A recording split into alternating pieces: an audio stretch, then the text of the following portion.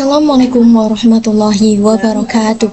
Halo Sobat TKJ, halo everyone. Bertemu lagi bersama saya Talita Salsabila. Nah, pada video kali ini kita akan membahas mengenai routing topologi ya teman-teman, yaitu bab 16 pada Debian dan juga Ubuntu Server Administration. Nah, pada pembahasan routing topologi itu kita akan ada 7 pembahasan ya teman-teman, yaitu yang pertama ada konfigurasi routing, kemudian yang kedua ada share internet connection, yang ketiga ada konfigurasi NAT, kemudian yang keempat ada konfigurasi NAT permanen part 1, yang kelima konfigurasi NAT permanen part 2, yang keenam fix IP address Debian router server, kemudian yang terakhir ada konfigurasi resolver. Kita langsung saja ke pembahasan yang pertama, yaitu di sini kita akan membahas mengenai konfigurasi routing ya teman-teman. Nah, di sini saya akan buka pada topologinya ya teman-teman. Saya akan jelaskan di sini untuk konsep dari routing. Nah, perhatikan teman-teman, di sini kan terdapat router Debian ya. Nah, di router Debian itulah kita akan melakukan konfigurasi routing. Nah, perhatikan teman-teman, di sini juga kan ada klien dan juga server,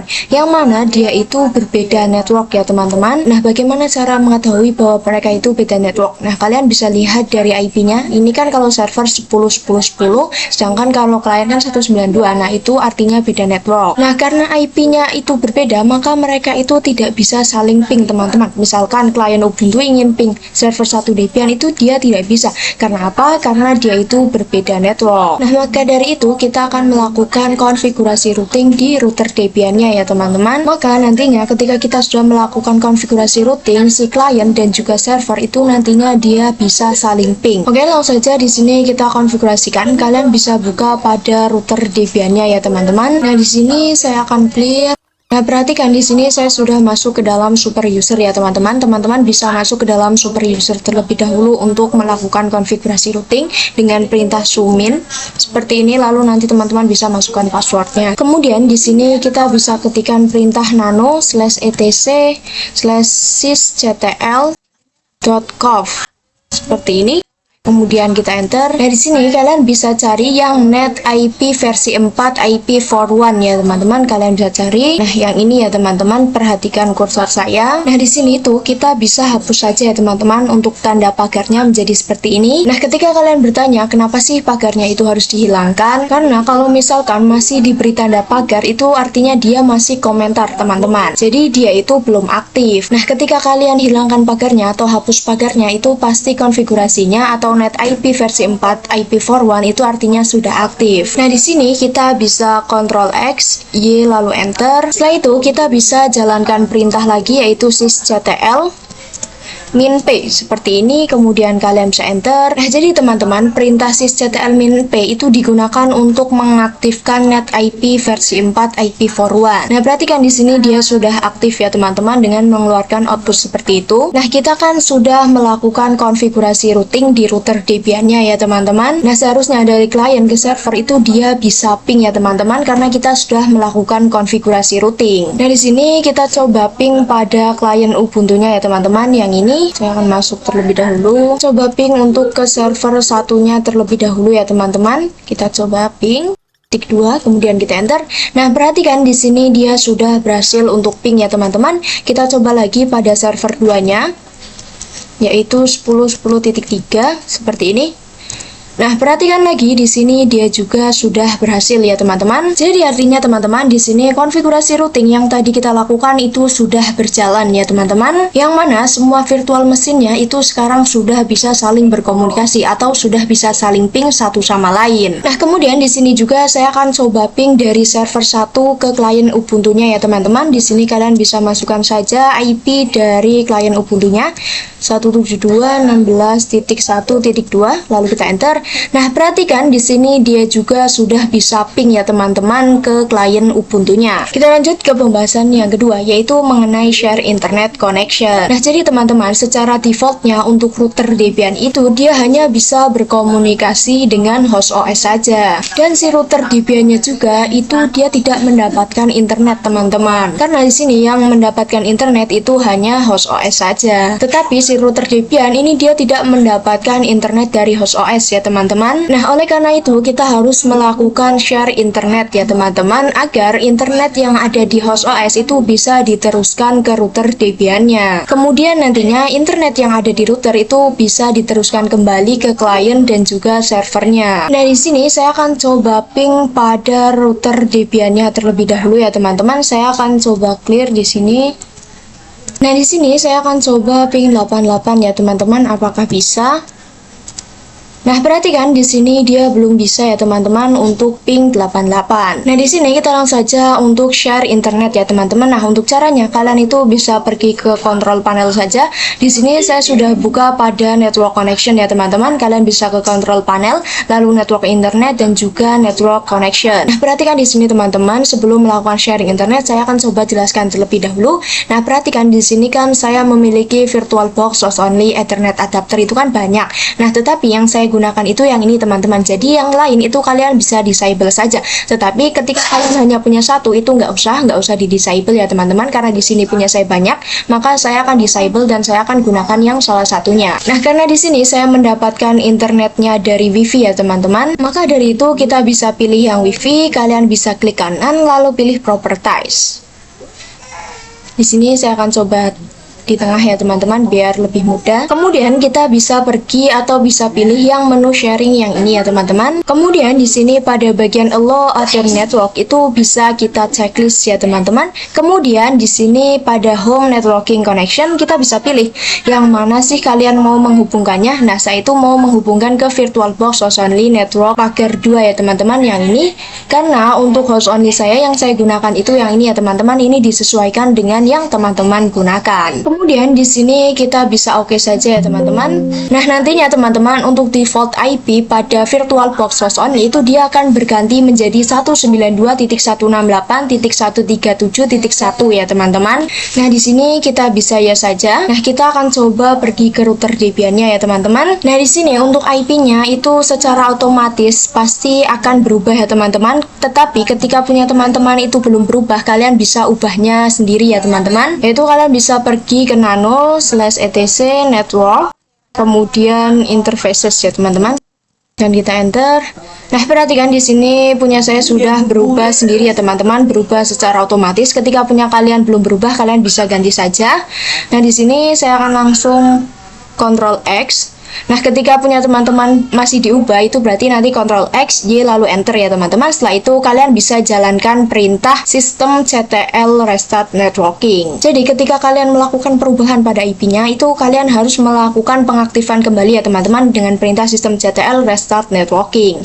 Karena di sini punya saya sudah aktif, nggak usah ya teman-teman. Sudah jalankan perintah sistem CTL restart networking itu kalian bisa coba untuk cek IP-nya ya teman-teman dengan perintah IPA. Nah, perhatikan di sini punya saya sudah berganti ya teman-teman. Kalian bisa lihat pada endpost 3-nya itu dia sudah berganti. Nah, di sini ketika kalian belum berganti itu kalian bisa gantinya sendiri ya teman-teman. Nah, di sini saya akan coba ping 88 kembali ya teman-teman, apakah dia sudah mendapatkan internet atau belum. Kita coba.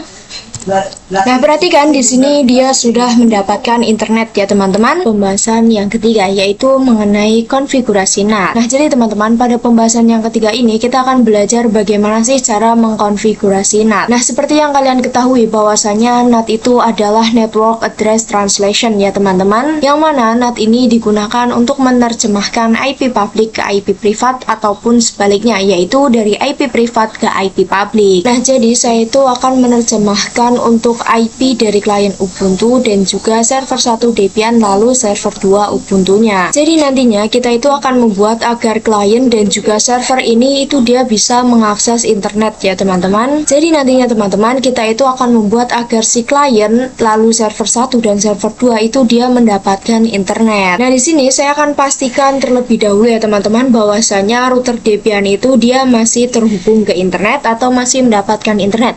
Kita coba untuk ping 88 ya teman-teman.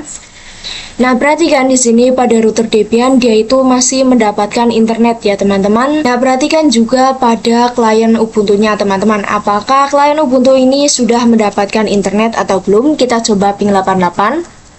Kemudian kita enter. Nah, perhatikan di sini dia belum mendapatkan akses internet ya teman-teman. Dan pastinya begitu juga dengan server 1 dan juga server 2-nya. Nah, kalian bisa cek sendiri untuk yang server 1 dan server 2-nya ya teman-teman. Nah, di sini saya akan langsung konfigurasinya saja ya teman-teman. Di sini saya akan membuat agar ketiga VM ini dapat mendapatkan akses internet. Di sini saya akan konfigurasi di router Debian-nya. Nah, di sini tuh kita harus mengemut yang namanya file ISO yang digunakan ketika kalian install router Debian-nya ya teman-teman. Nah, kenapa harus seperti itu? Agar kita itu dapat menginstal iptables ya teman-teman. Nah, jadi di sini teman-teman untuk perintahnya adalah sudo apt strip cd-root lalu add seperti ini. Nah, lalu di sini kita bisa enter. Nah, di sini terdapat opsi mengenai di mana letak untuk mengemut CD-ROM-nya ya teman-teman. Nah, maka di sini kalian itu bisa arahkan kursornya. Nih, kalian bisa arahkan kursornya ke logo ini teman-teman, atau logo yang kaset ini. Kemudian kalian bisa klik kanan dan kalian bisa masukkan ISO yang kalian gunakan pada saat install router Debian-nya ya teman-teman. Nah, di sini kalian itu bisa checklist saja seperti ini. Nah, ini kan sudah ya teman-teman. Nah, ketika sudah kalian bisa enter, kita tunggu. Nah, ini kan sudah selesai ya teman-teman. Nah, baru di sini tuh kita dapat menginstal yang namanya iptables. Nah, jadi perintah untuk menginstal iptables adalah sudo apt minget install iptables ya teman-teman. Nah, kemudian di sini kita bisa enter. Nah, kita tunggu. Nah, perhatikan di sini kan ada pilihan ya teman-teman, Y atau N. Karena kita ingin menginstalnya, maka kita pilih yang Y atau Yes. Kemudian kita enter, kita tunggu hingga selesai. Nah, perhatikan di sini kita sudah berhasil untuk menginstalnya ya teman-teman. Nah, di sini kita langsung saja untuk konfigurasi NAT-nya. Nah, di sini kalian bisa langsung masukkan perintahnya saja, yaitu iptables min t lalu NAT. Lalu min A besar ya teman-teman atau kapital seperti ini. Kemudian post routing. Post routingnya itu juga sama, yaitu kapital semua seperti ini. Kemudian min O.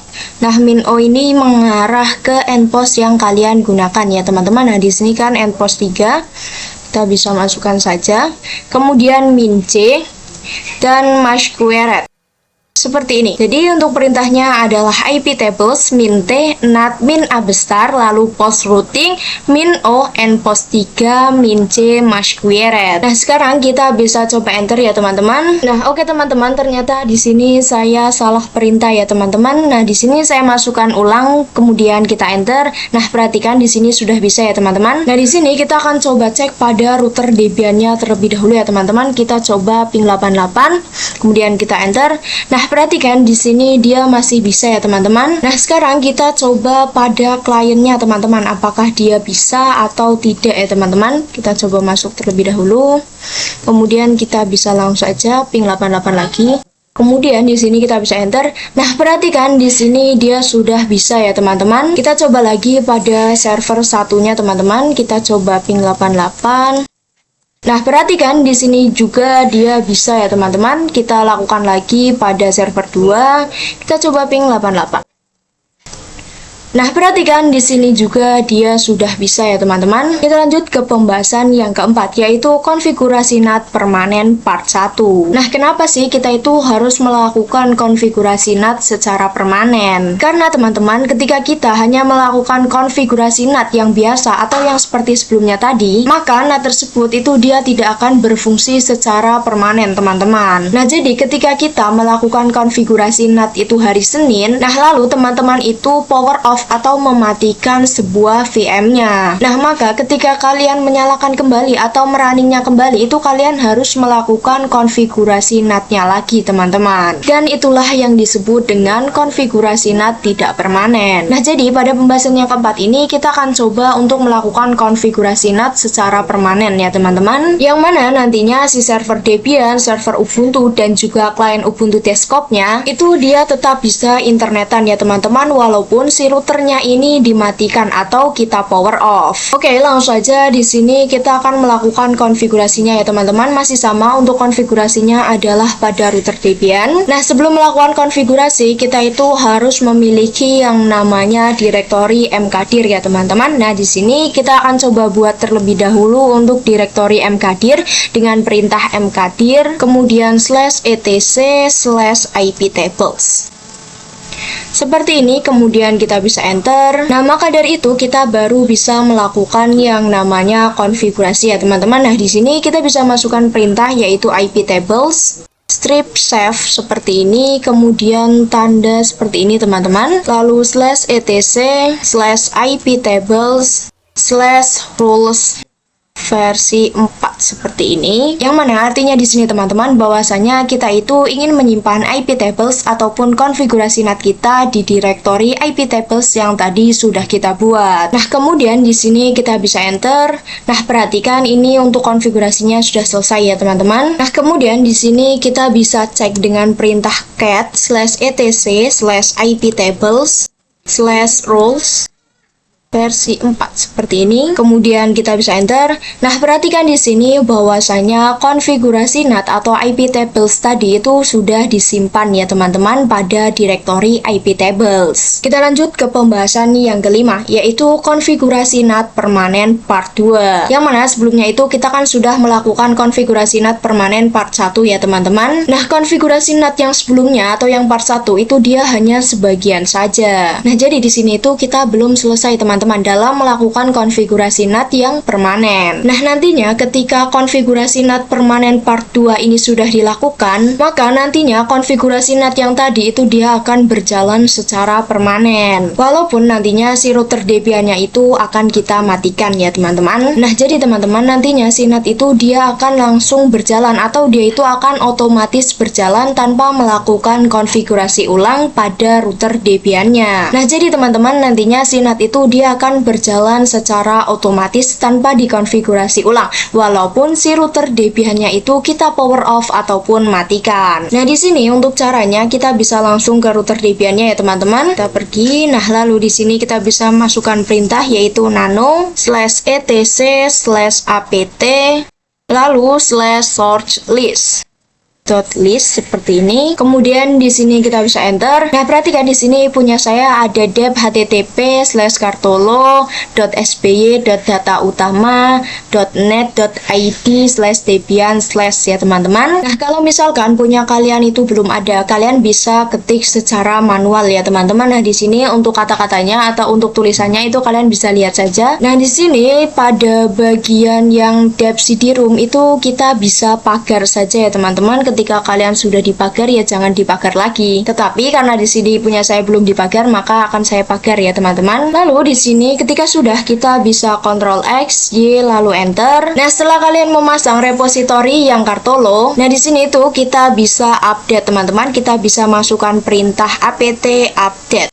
Kemudian di sini kita bisa enter, kita tunggu ya teman-teman untuk proses update-nya. Nah, di sini ketika proses update-nya itu sudah selesai, kita bisa install untuk iptables persisten-nya ya teman-teman. Yang mana iptable persisten ini digunakan untuk mengkonfigurasi NAT secara permanen. Nah, di sini kita langsung saja yaitu apt, lalu kita ketikkan install iptables strip persistence seperti ini. Kemudian di sini kita enter. Di sini itu kita sudah selesai untuk mengkonfigurasi NAT-nya secara permanen. Nah, jadi di sini kita sudah berhasil untuk mengkonfigurasi iptable secara permanen. Yang mana nantinya ketika VM-nya itu kita power off atau kita matikan dan kita akan nyalakan kembali, itu kita tidak perlu melakukan konfigurasi NAT-nya lagi ya teman-teman. Jadi NAT-nya itu dia walaupun kita power off VM-nya, dia itu akan tetap permanen atau akan tetap ada terus ya teman-teman. Kita lanjut ke pembahasan yang ke-6, yaitu mengenai fix IP address Debian router dan juga server. Nah, jadi teman-teman kita itu akan membenarkan IP address pada Debian router dan juga servernya. Nah, jadi teman-teman di sini itu saya akan membenarkan IP pada router Debian dan juga server 1 Debian-nya ya teman-teman. Yang mana jika router Debian dan juga server Debian-nya itu kita power off atau matikan dan kita ingin nyalakan lagi,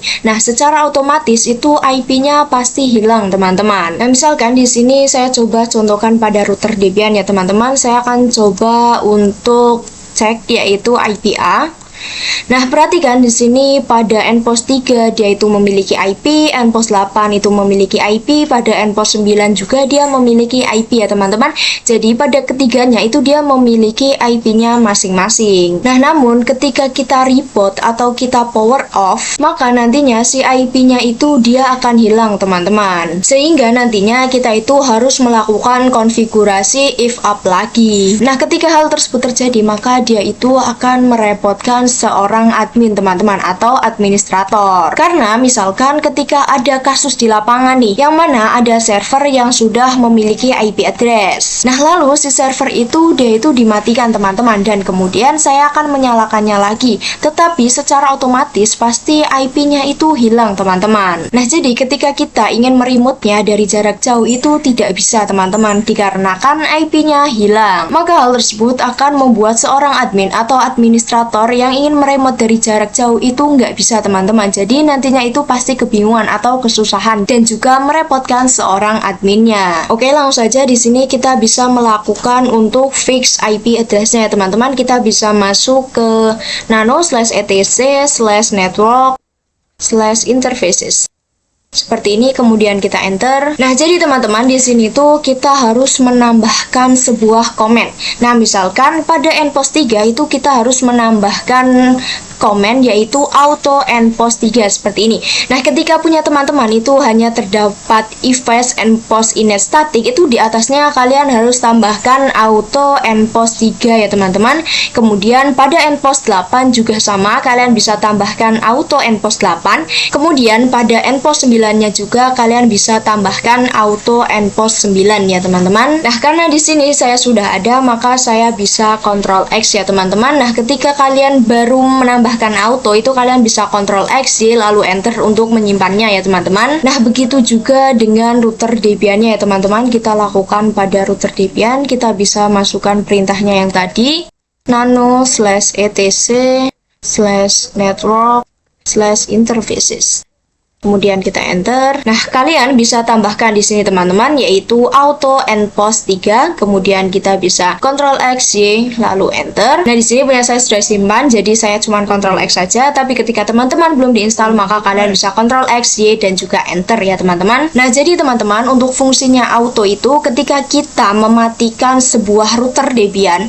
Nah, jadi teman-teman fungsi dari auto itu ketika kita mematikan sebuah VM. Nah, misalkan ini kan VM-nya adalah tadi router Debian dan juga server Debian-nya teman-teman.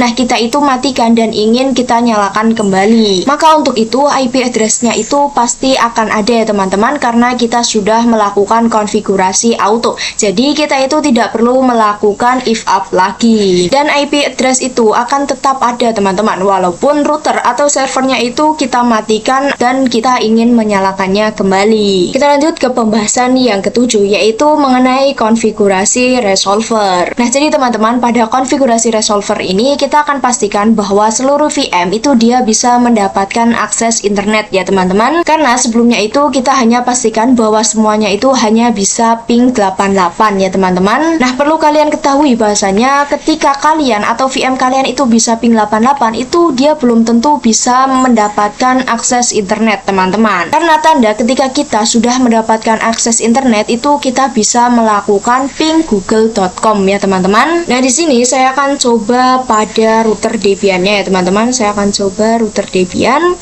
Di sini saya akan coba ping google.com. Nah, pastinya pada router Debian itu dia bisa ya teman-teman untuk di ping google.com. Kita tunggu. Perhatikan di sini dia sudah bisa untuk ping google.com ya teman-teman. Dapat kalian perhatikan di situ dia sudah dapat ping google.com. Saya akan coba lakukan pada server 1 Debian-nya ya teman-teman. Kita coba untuk ping google.com. Nah, perhatikan di sini dia juga sudah bisa ya teman-teman untuk ping google.com. Nah, lalu di sini saya akan coba pada klien Ubuntu-nya ya teman-teman. Di sini kita coba ping google.com. Kemudian kita enter. Nah, perhatikan di sini dia belum bisa ya teman-teman, yang artinya si klien Ubuntu ini dia belum mendapatkan akses internet. Nah, kita coba lagi untuk ping Google di server 2 Ubuntu-nya ya teman-teman. Kita coba ping google.com seperti ini.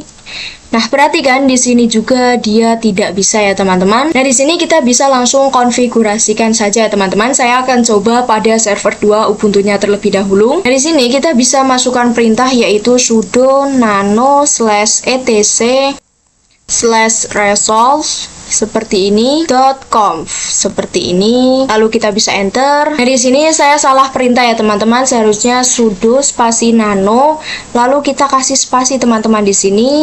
Jadi nano spasi /etc ya teman-teman, kita bisa enter lagi. Nah, perhatikan di sini teman-teman, pada konfigurasi name server yang 127 yang ini perhatikan, itu kita bisa masukkan ke komentar saja ya teman-teman. Kita bisa tambahkan tanda pagar. Nah, di sini kita bisa tambahkan untuk name servernya ya teman-teman. Kita tambahkan name server 8.8.8 seperti ini. Kemudian di sini kita bisa Ctrl X, Y lalu enter. Di sini kita coba untuk ping Google lagi ya teman-teman. Kita coba ping google.com lagi.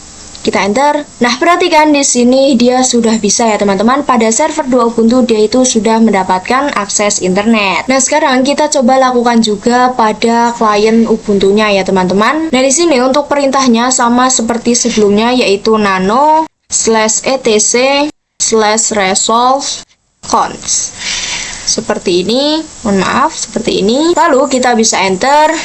Nah, di sini pada name server yang 127 itu bisa kita masukkan ke komentar dengan beri tanda pagar seperti ini. Kita bisa tambahkan lagi untuk name server yang 88 ya teman-teman, seperti ini. Kita masukkan 8.8.8 seperti ini.